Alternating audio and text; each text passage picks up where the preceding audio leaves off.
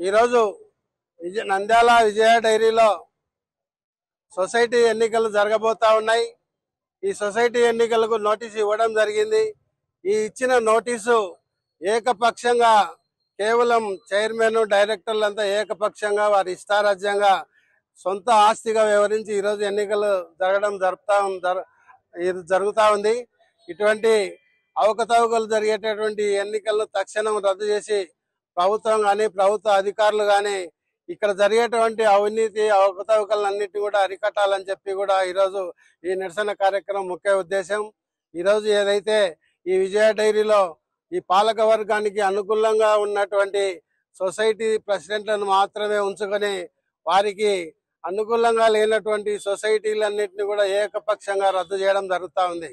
మరి అటువంటి రద్దు చేసినటువంటి సొసైటీని పరిగణలోకి తీసుకోకుండా ఈరోజు కేవలం నోటిఫికేషన్ ఇచ్చి వారికి అనుకూలమైనటువంటి గ్రామాలకు మాత్రమే ఎన్నికలకు జరపడం చాలా శోచనీయం.